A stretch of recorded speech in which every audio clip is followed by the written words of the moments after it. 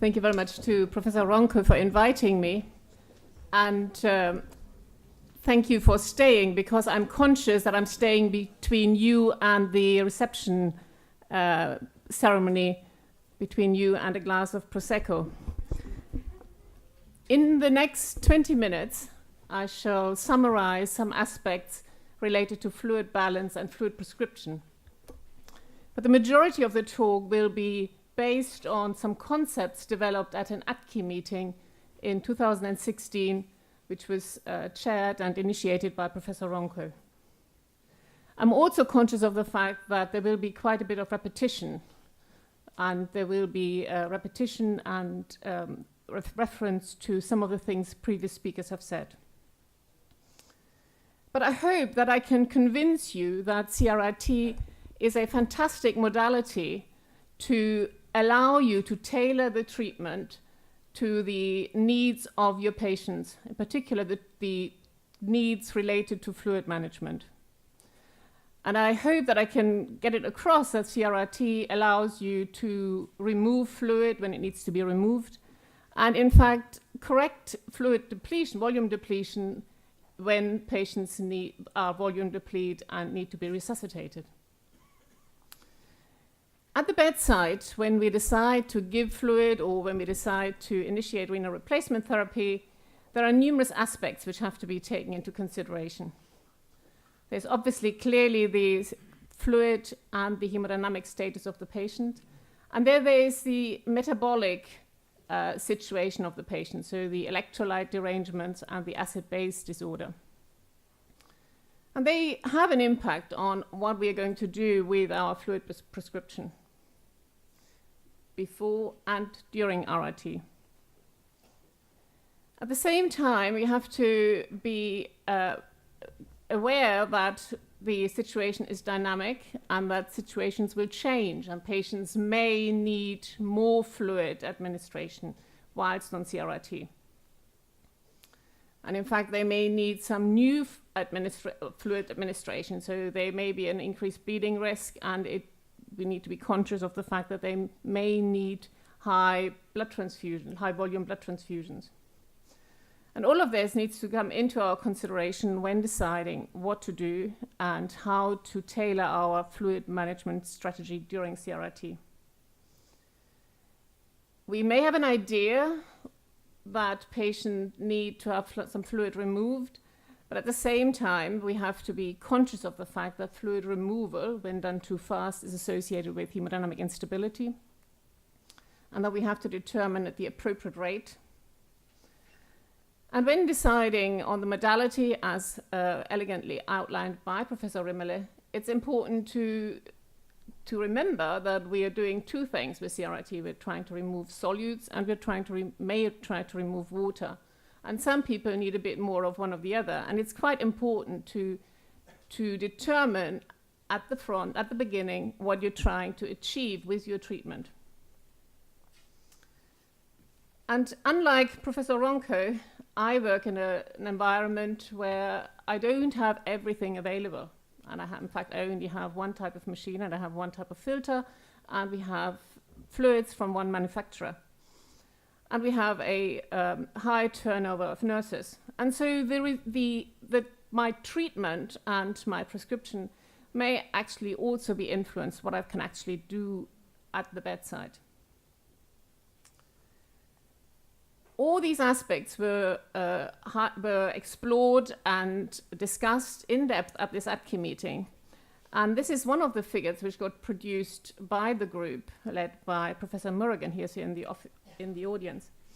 And it's really to highlight that patients may need fluid management or fluid therapies for different reasons whilst on CRRT.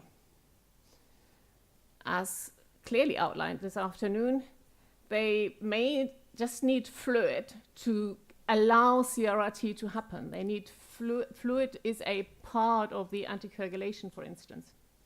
And depending on what protocol you're using, if you use heparin or citrate, but in any case, patients will receive some fluids. And this amount of fluid, whether it's small or whether it's quite large, needs to be included in your subsequent fluid balance calculation. because it will contribute to the accumulation and should be incorporated in your assessment as to how much fluid to remove in what time. You may also need fluid during RRT because you want to make use of the components of your fluids, because you may want to give extra electrolyte supplementation, or you may need to give any other components just to restore some metabolic homeostasis. And then finally, fluids come into play when we talk about fluid removal or fluid resuscitation. And clearly, that's an important component of CRRT. It's often one of the most common reasons, i.e. fluid removal, for starting RRT. But this figure is very important and, in my mind, highlights that there are different aspects related to fluid resuscitation and fluid management during RRT, and it's not just about fluid removal. As already pointed out, there are numerous ways how fluids are managed during RRT, and Professor Rimmeler highlighted quite elegantly, and others before, that blood obviously goes through the filter. When we generate an effluent, which consists of the ultrafiltrate, if you also have some dialysis added to your hemofiltration, then the effluent will consist of your ultrafiltrate together with your dialysate. And then you need to add replacement fluid when you in hemofiltration modality. And this replacement fluid can be given either pre or post filter.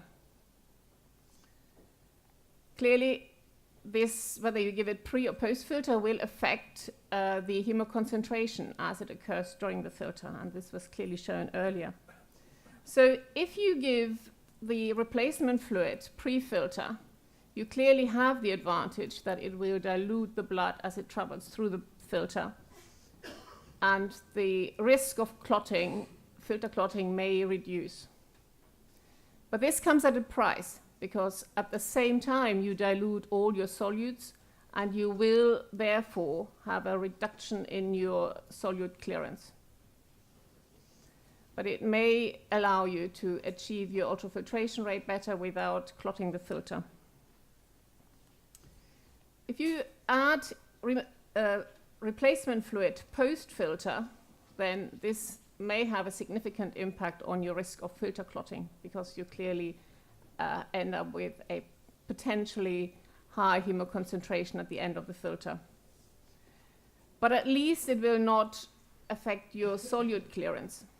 And what you think is being cleared without being affected by dilution.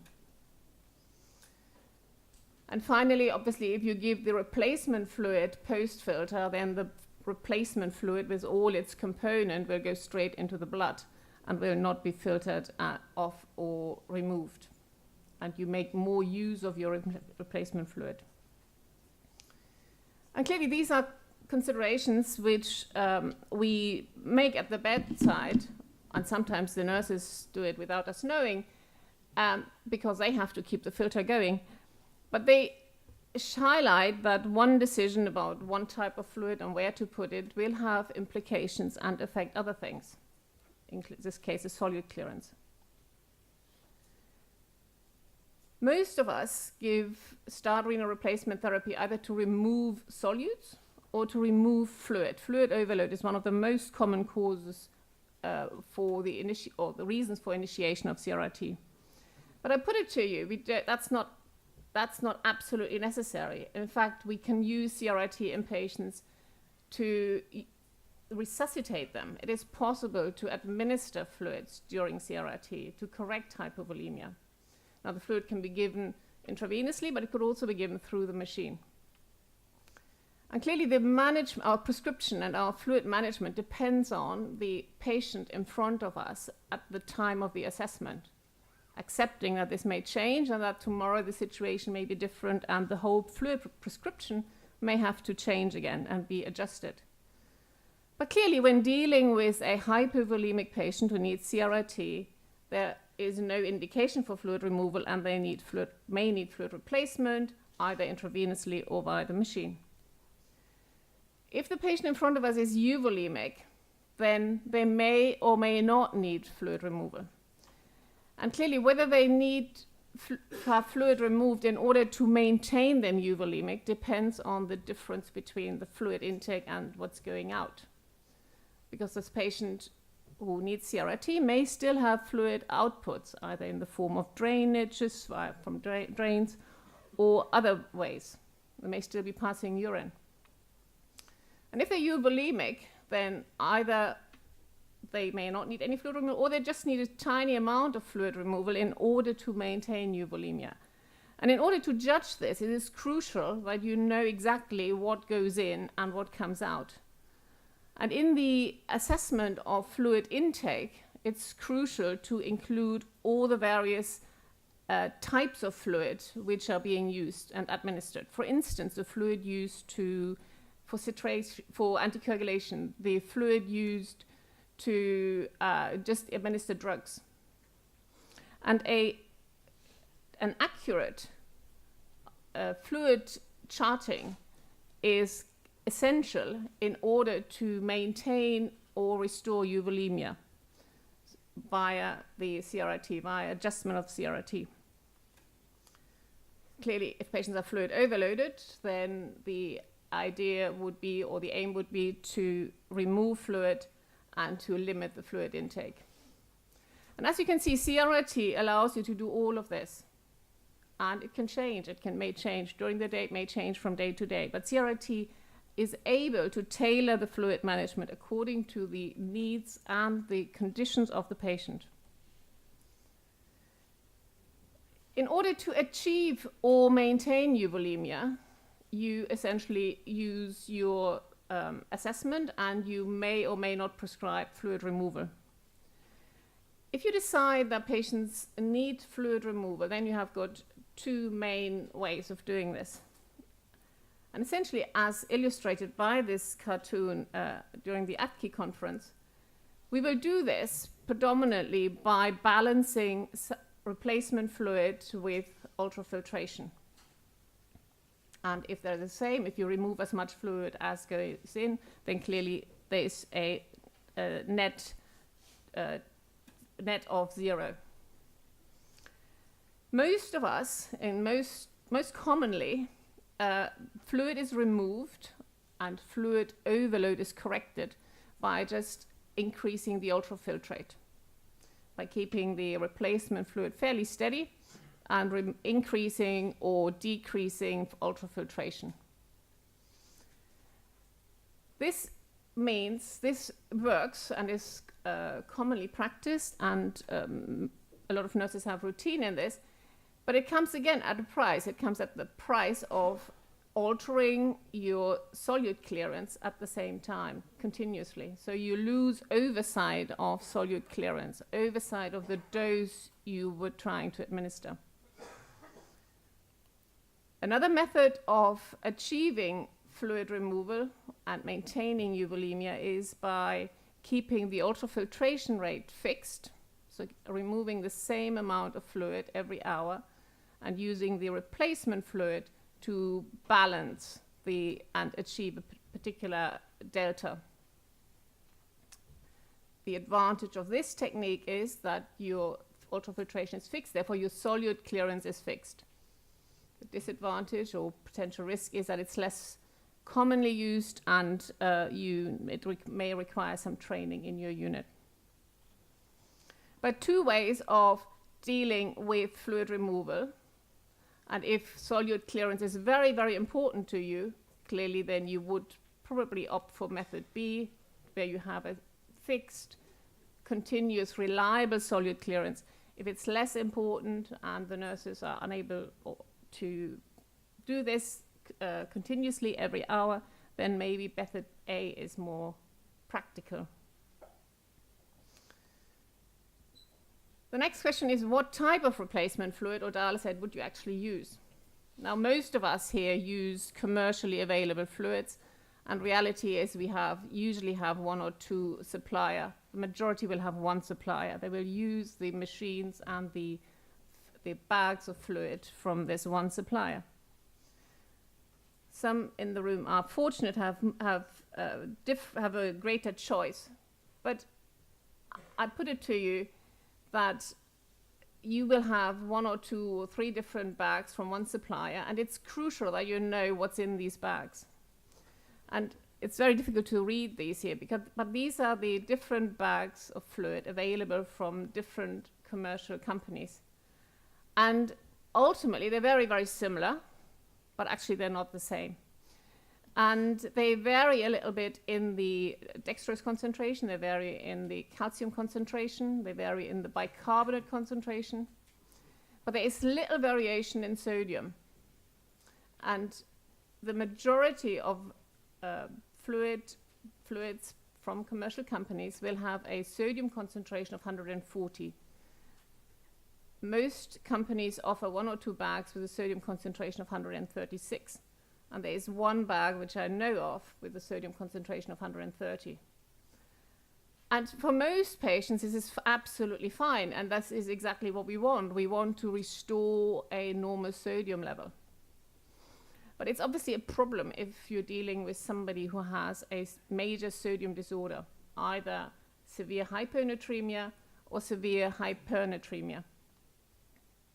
And if used without any adjustment of your prescription or your fluid, then patients who will be treated with any of these fluids and be dialyzed or filtered with a fluid with a concentration of sodium concentration of 140, you will achieve a rapid, potentially dangerous correction of the plasma sodium.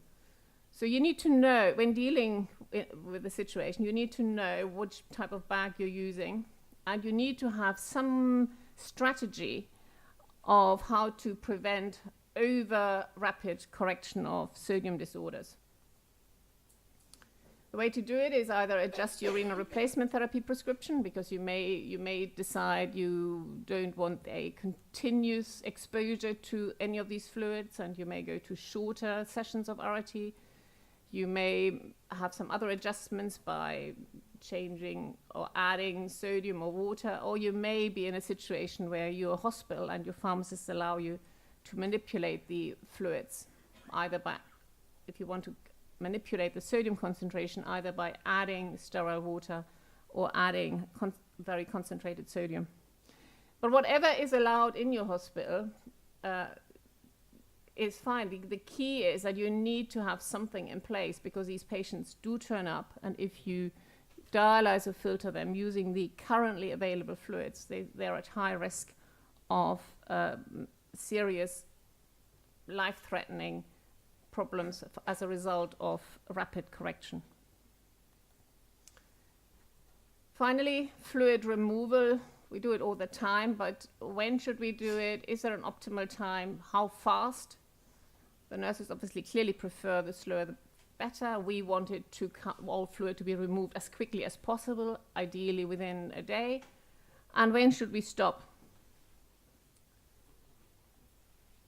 Now, the reason patients get into trouble and the reason patients are at risk of hemodynamic instability is because we may remove fluid too fast, faster than the patient can tolerate at the time. And when I say faster, I mean it may be faster than the refill ability of the patient. With any type of RRT, whether it's intermittent or CRRT, we can only remove fluid from the vascular space. So the faster we remove fluid, the higher the risk of intravascular volume depletion. Now, by removing or when removing fluid, obviously we hope that a fluid shift occurs and the vessels refill. And in most of us, and certainly in chronic dialysis patients, this works, and chronic dialysis patients can tolerate fluid removal almost up to 1 liter an hour. But the sicker the patient and the more permeable their vessels and the more endothelial dysfunction, the less able the patient to tolerate these fluid shifts. They are not able to move fluid across from the extravascular space into the vascular space. And therefore, the rate of fluid removal during RRT is determined by the patient's ability to tolerate these removals and shift fluid back into the vascular space. And clearly this can change. This may change, and they may tolerate it very well one day, and with another episode of sepsis, they are less well. Again, highlighting the need to do regular assessments of patients and adjust the fluid removal rate accordingly. So the time point and the rate of fluid removal clearly depends on the patient in front of us and what we're trying to achieve.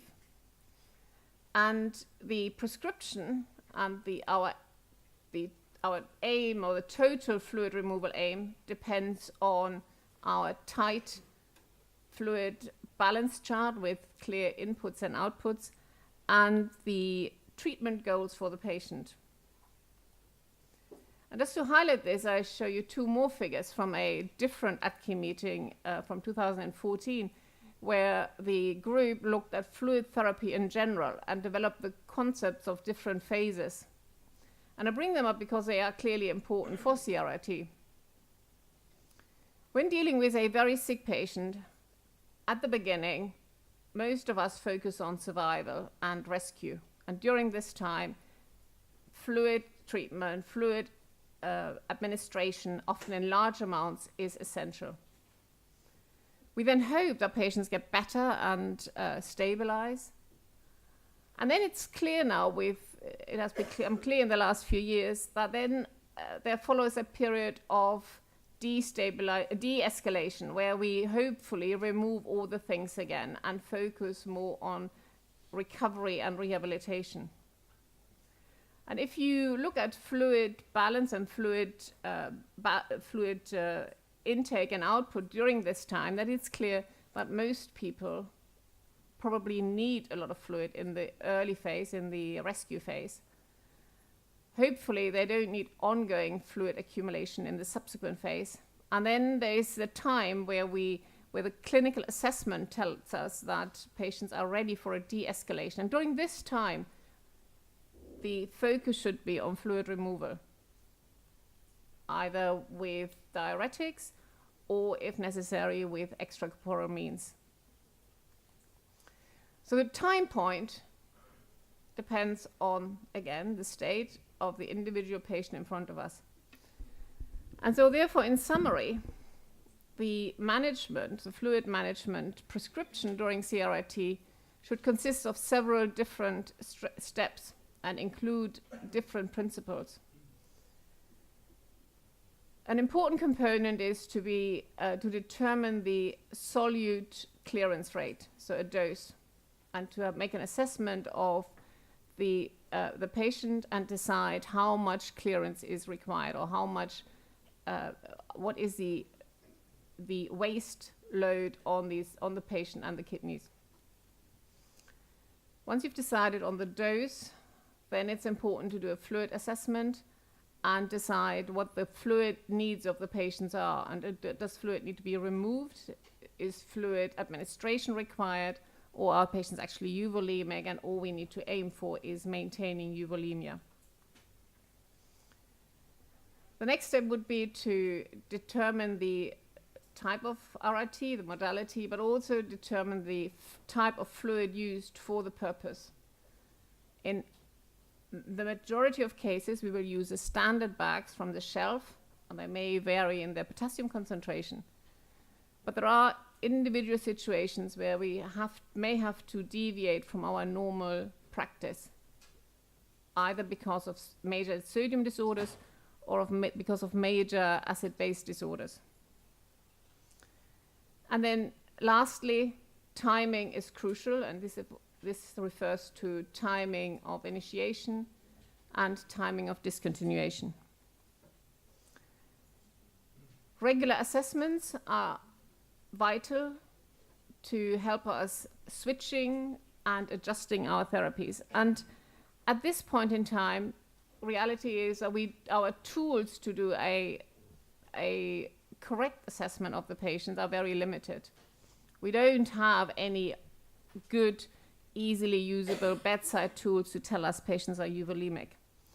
So we have to rely on indirect tests, and these are clinical tests at the bedside, some laboratory tests, and some dynamic tests like fluid responsiveness. But we should, I put it to you, we should use all of these at the bedside to get it right and get the prescription for the individual patient in front of us optimal. What I've presented was a summary of a large ADCI meeting. The majority of this can be found in this paper here. There are some follow-up papers here, but a few authors are in the room here. And I'd like to conclude again that to highlight that CRRT is a fantastic modality which allows us to tailor the treatment to the needs of the patient.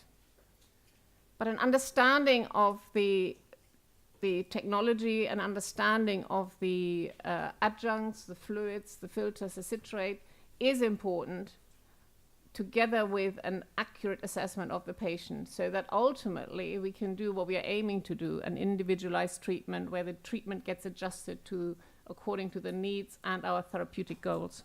Thank you.